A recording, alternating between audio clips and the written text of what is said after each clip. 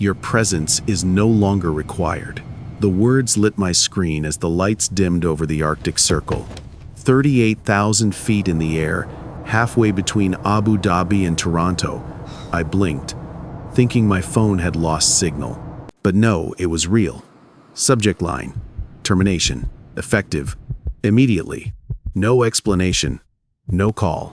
Just an email from Lucas Brenner, the CEO of Vireon Global and father of the man who stole my deal.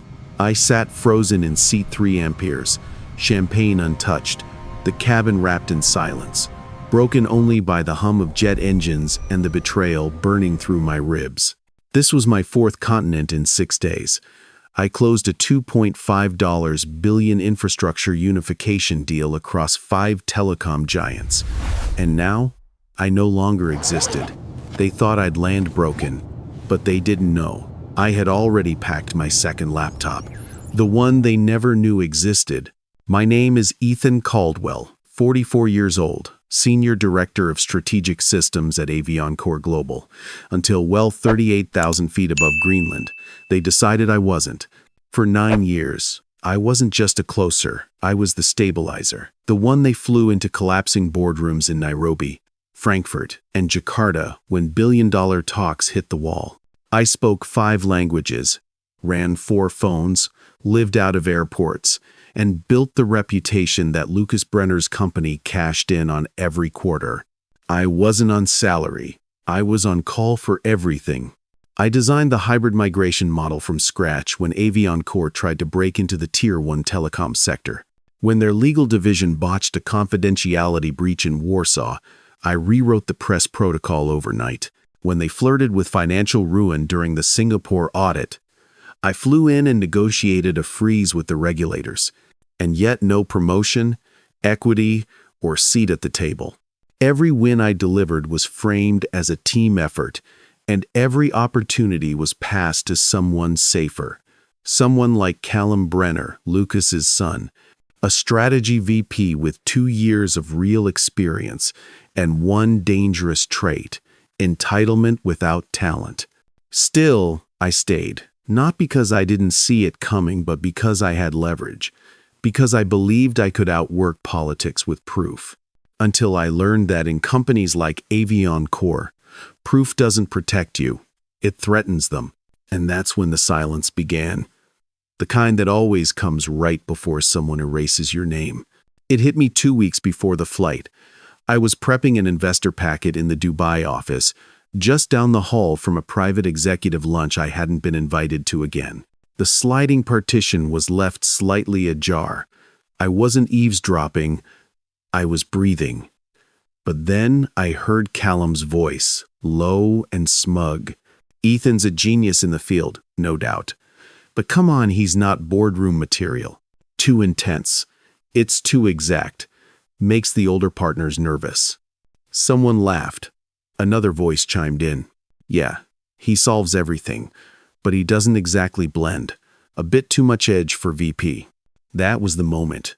Not the words I've heard worse. It was the tone. They talked about me like I was a threat to be contained, not a talent to be elevated. I realized then that it had never been about performance. It was about perception. And men like Callum, they weren't threatened by failure. They were threatened by someone who didn't need their approval.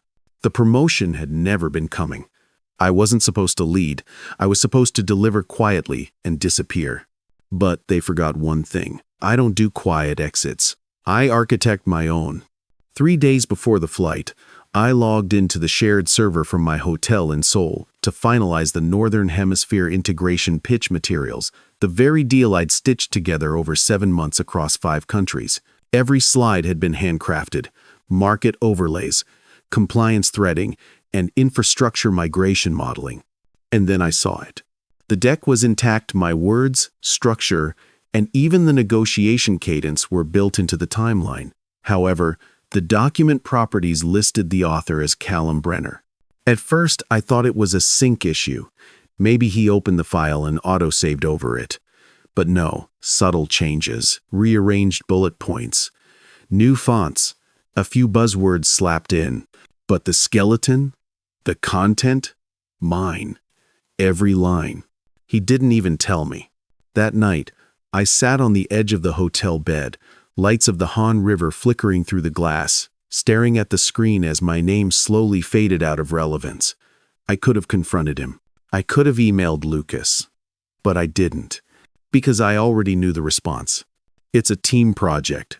You're overreacting. Let's not make this personal. It wasn't personal, not to them. To me, it was erasure. The kind of slow theft that doesn't make headlines leave scars. But I didn't panic. I didn't protest. I duplicated the folder, encrypted my version, and backed it up to a machine Callum didn't even know existed. Because if they were preparing to take everything I built, I was preparing to walk away with it. 6 months earlier, long before the stolen deck, before the promotion silence, before I was fired midair, I had started sketching something on the back of a boarding pass. It was 2 a.m. in a cafe in Berlin, and I had just left a meeting where Callum tried to correct my pitch in front of the client, using terms he didn't even understand. That night, I decided, if Avion Core wouldn't give me the room, I'd build the floor plan myself. I called it Vireon. No press release, no funding round. It was just a shell company, a legal structure, and a name that initially meant something to me. Then I reached out quietly to people who'd been left behind. Our former compliance chief, Zoe Raman, was phased out during the restructuring. Marcus Viteri, a systems engineer who built the original cloud stack before they outsourced everything to a flashy vendor. Dina Tran ran legal like a scalpel before being replaced by someone cheaper and louder. We didn't meet in the offices. We met in cafes, apartments, and encrypted calls across time zones. We didn't complain. We built. Every flaw in Avion Core's system became a feature in ours. Where they gate-kept, we opened. Where they performed, we executed. Where they protected power, we prioritized precision. Vireon wasn't revenge. It was readiness, a blueprint for something better. And when the time came, when they pushed me out at 38,000 feet, I wasn't falling. I was already flying my route. The ballroom at the Corinthia in London shimmered in gold. Velvet drapes, crystal chandeliers, a live quartet playing a string rendition of Coldplay. It was Avion Core's Strategic Vision Gala, but it was a coronation Callum Brenner, newly named Vice President of Global Infrastructure Strategy. The exact role I had spent 6 years defining. I stood near the back of the room, a glass of flat champagne in hand, wearing the same navy suit I'd worn to the Tokyo close 10 days earlier. My name wasn't on the program. No one asked me to speak, and yet every success they toasted was mine. The 5-client integration deal across the Northern Hemisphere? My framework. The zero latency model in South Korea? My specs. The disaster recovery protocol in São Paulo? Mine. But none of that mattered tonight. Callum took the stage, all charisma and posture, delivering a speech I had outlined weeks earlier, right down to the phrasing. This is about bold moves across borders, he declared. About vision, velocity, and vertical strength. The board applauded. Investors smiled. Lucas Brenner stood near the front table, beaming like the proud father of a prodigy. He knew, they all did. But in the corporate theater of Avion Core, optics outranked origin. I didn't cry. I didn't even blink. But something inside me calcified. After the applause died down, Callum entered the crowd like a celebrity at a film premiere. He approached me last, probably out of some warped attempt at grace. "Ethan," he said, clinking his glass lightly against mine, "you've been such a critical part of getting us here." I just stared. "I hope you'll help me transition into the next phase," he added, smiling like he hadn't just stolen my name from every page of that deal. I smiled back. Taut, measured, the kind that sharpens right before the blade drops. "Of course," I said, "they're going to ask a lot of questions." "Then I'll just say what you would," he grinned. "I wouldn't," I replied. "I answer honestly." He paused, unsure if it was a joke. It wasn't. Later that night, I walked the hotel halls while the party raged below. I found myself staring at the event signage near the elevators. VP Strategy, Callum Brenner printed in bold sans serif. Just below it is a small QR code linked to a press release, one I had reviewed in draft form, long before it bore his name. There was no mention of me, not even a special thanks. The same day, the company-wide newsletter hit inboxes. The subject line? Vireon Core appoints new visionary to lead global integration. I was not quoted. I was not acknowledged. They didn't just sideline me. They rewrote the story mid-sentence. That night, back in my room, I opened the matte black laptop. Vireon's interface greeted me, clean, quiet, mine. My calendar showed 3 exploratory meetings already confirmed. I didn't need their stage. I was already building my own. By the time the gala lights dimmed, I had already rerouted myself out of Heathrow, bypassing the internal team itinerary.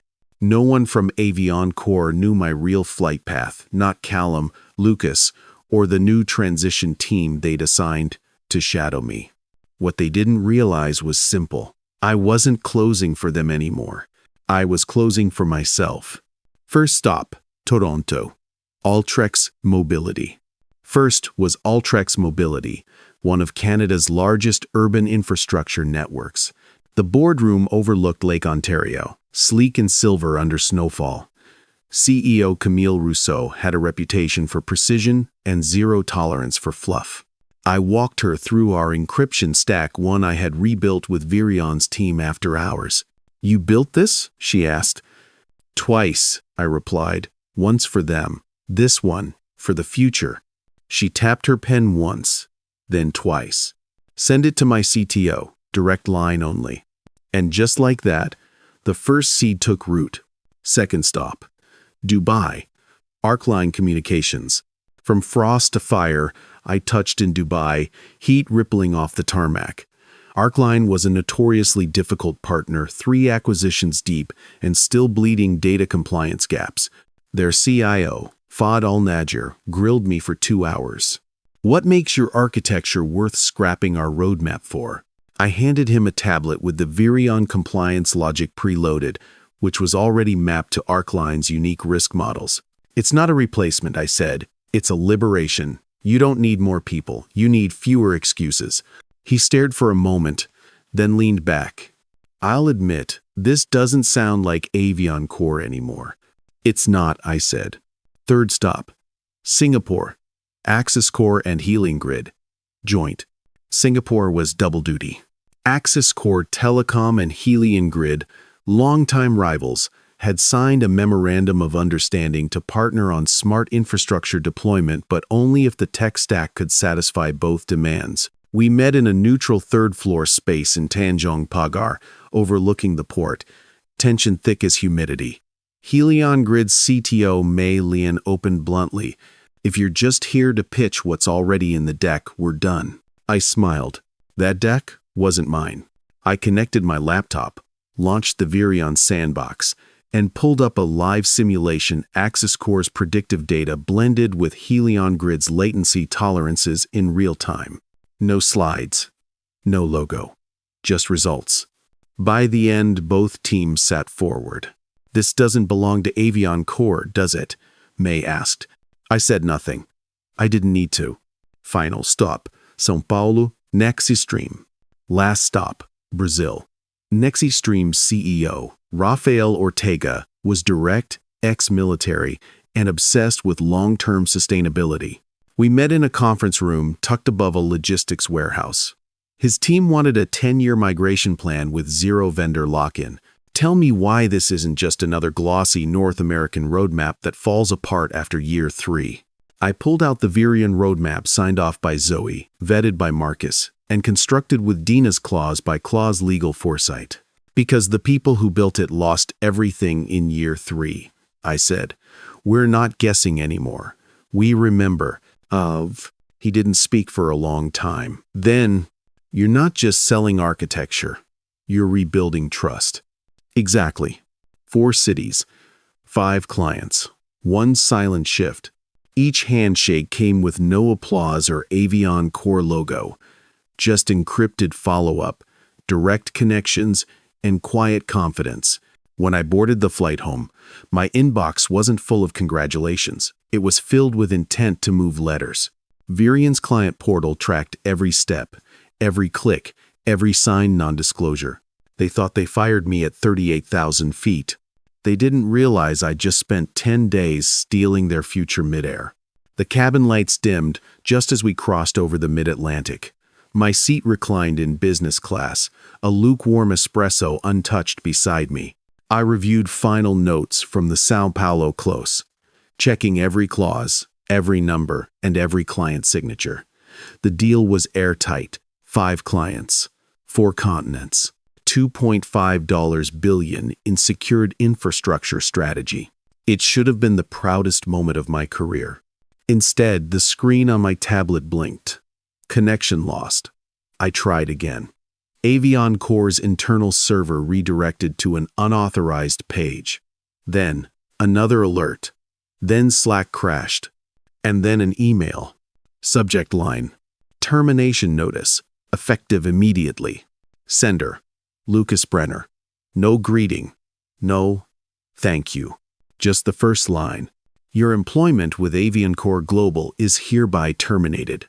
All access has been revoked. Please do not contact company clients moving forward. That was it. No meeting, no explanation, just silence laced with precision and cruelty. At 9 and 20,000 feet, I had been erased. I looked out the window, just ocean and cloud cover beneath me. No witness, no voice. It's just the dull hum of a company deleting me in real time. My phone went dark too.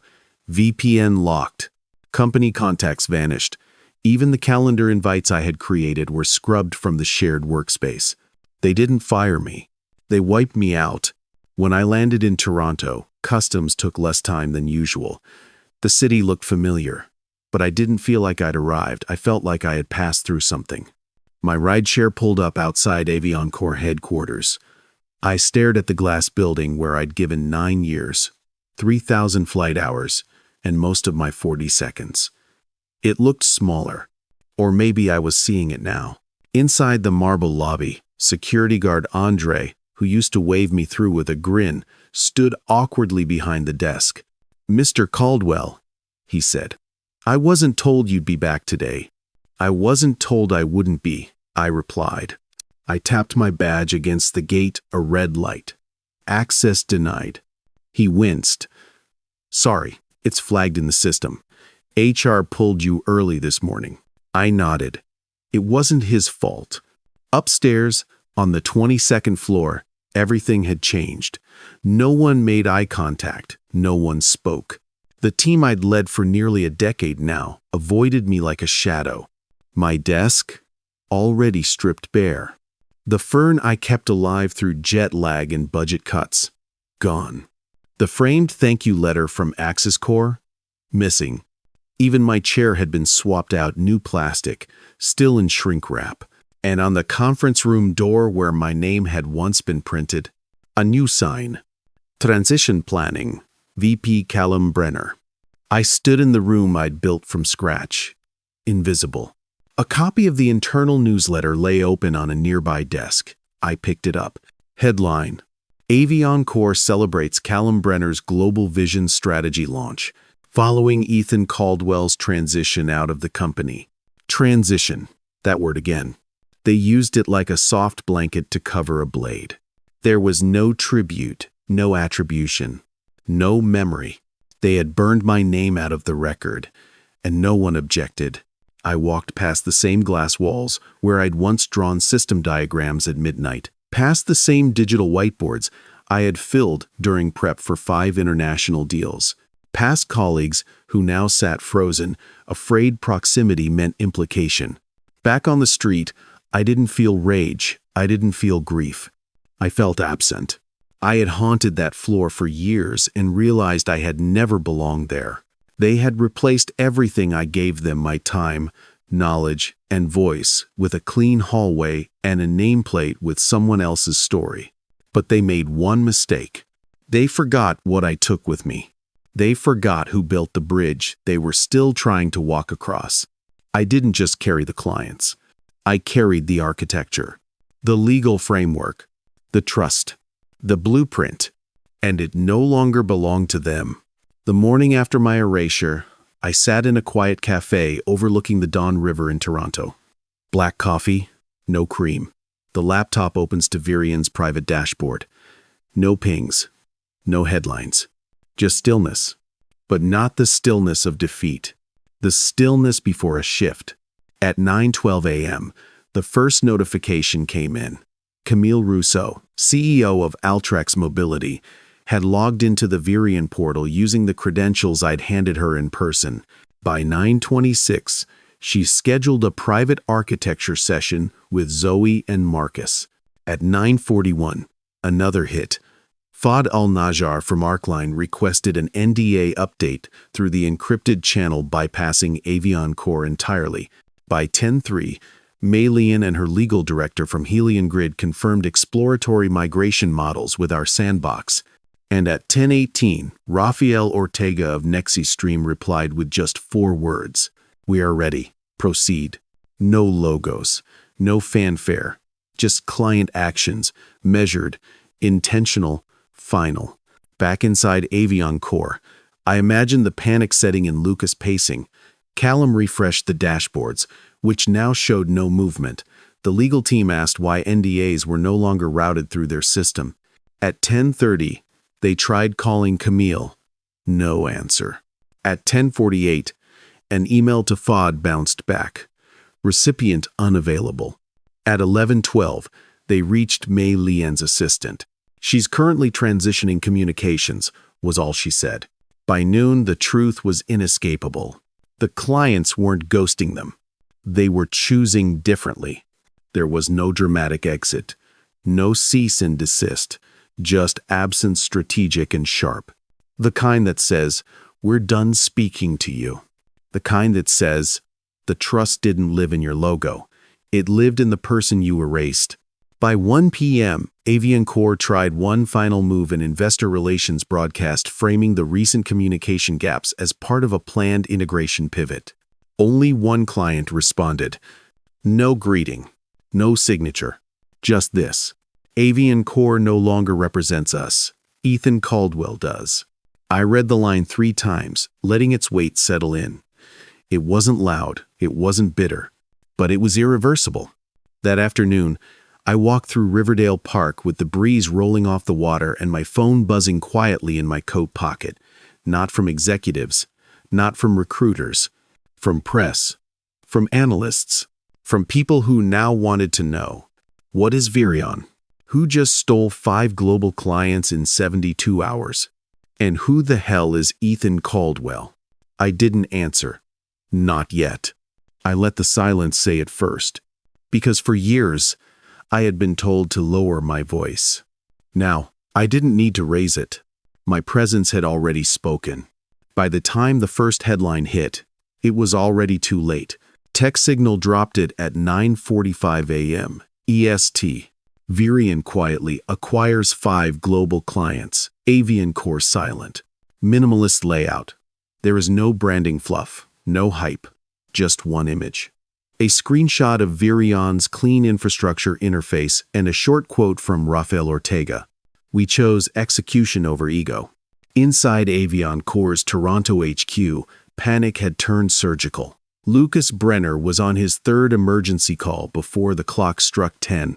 The comms team scrambled to spin a counter-narrative about client reevaluation cycles and miscommunication due to overlapping time zones. It didn't work. Because when you fire the architect of your future and forget to lock the foundation, the roof caves in faster than anyone expects.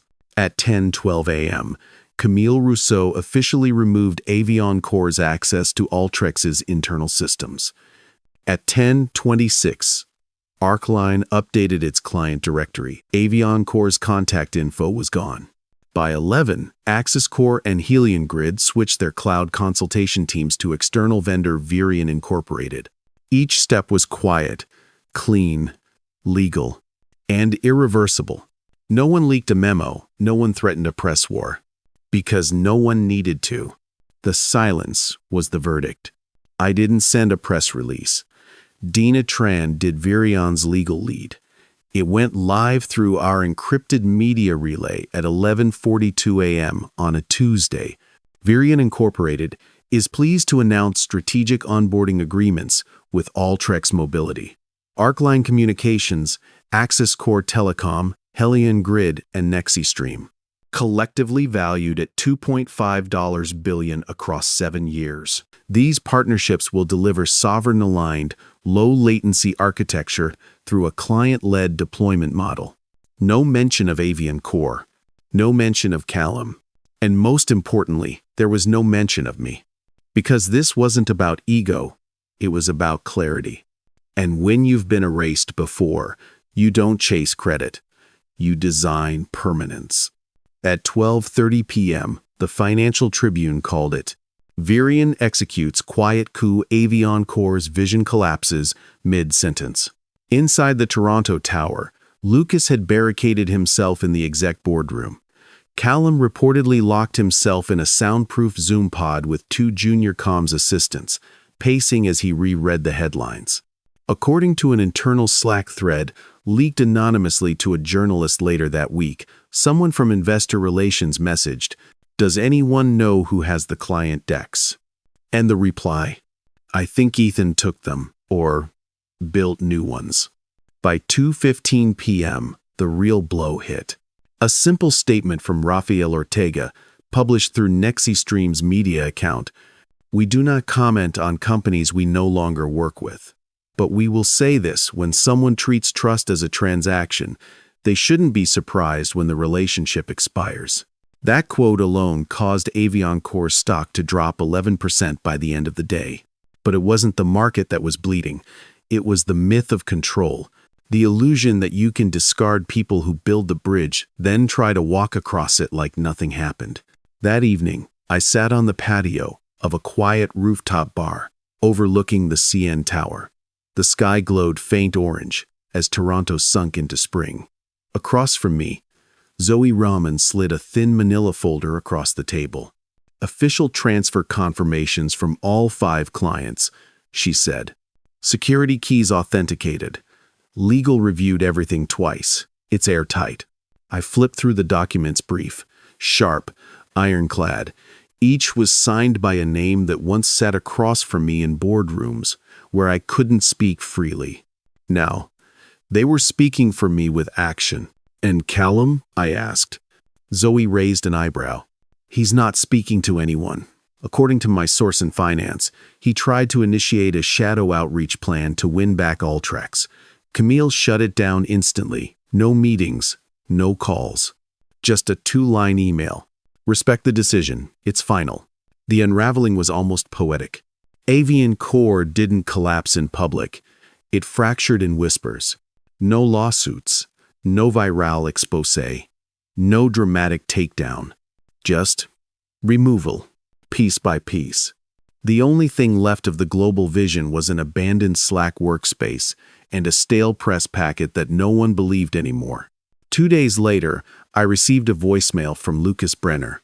No caller ID, but I knew the voice instantly measured, strategic, exhausted. "Ethan, I think we both know what this is about. If this is your way of making a point, well, you've made it. But I hope this isn't personal. We believed in you." I deleted it before it ended, because this was never about revenge. It was about design. It's about not letting someone else tell the story of what you built. On the Friday after the fallout, a journalist from Global Venture Wire called me. "How did you pull this off?" she asked. "You had no press, no backers, no formal launch." I smiled. "That's the difference," I said. Avian Core made noise. I made structure. And that's what they'll remember. Not my name on a headline. Not my voice in a quote. But the way the ground shifted without a single shout. And when the dust settled, all that remained wasn't silence. It was Vireon. I walked into the Vireon headquarters just after 7 a.m. on a quiet Monday. Morning light spilled across the glass walls and polished concrete floors. The space felt nothing like Avian Core, no sterile chrome, No forced performance, just purpose. On the far wall, mounted in brushed steel, was a plaque etched with 7 words. Ethan Caldwell founded Vireon. No footnotes. No hiding. There is no corporate positioning to blur the truth. I stood in front of it for a long time. My fingers brushed the cold metal as I thought of the years I spent being careful not to outshine the wrong people. All the times I was told to play nice, stay quiet, blend in. And yet here I was. Not louder. Just clearer. Not higher. I've just finally seen it. Behind me, the office began to hum. Zoe reviewed compliance changes with Marcus, and Dina laughed on a video call with Camille Rousseau. A bonsai tree from Maylian stood in the corner next to a gift basket from Arcline. Every piece of this place had a name, and every name was earned. So, if you've ever been told to lower your voice, if you've ever had your work taken, if you've ever felt erased, hear this: you are not invisible. You're not replaceable. And you are far from finished. Let your silence be a strategy. Let your clarity be your legacy. Because when you build something real, they don't get to decide if you matter. You do. They thought I'd vanish quietly. If they stripped away my title, access, and name, I'd fade into the background like so many before me. But they didn't understand this. Power doesn't come from permission. It comes from presence. For years, I kept my head down. I delivered results, navigated politics, and outworked every assumption placed on me. And I waited like so many of us do for recognition to catch up to my contribution. But in corporate rooms built on fear and image, waiting is another form of silence. The truth? No one gives you your voice. You claim it the moment you stop apologizing for having one. I wasn't just building strategy. I was building a foundation beneath their facade. And when they erased me, they didn't realize I'd already backed up every blueprint, every relationship, every ounce of leverage. So if you've ever stayed up fixing something you knew you wouldn't be credited for, if you've ever been made to feel like a threat for simply being good at what you do, if you've ever questioned whether quiet effort matters, let me tell you, it does. Because someday, when the story breaks, and the truth is needed, the world won't look to the loudest. It'll look to the ones who built while no one was watching. And when that moment comes, make sure your name is still standing.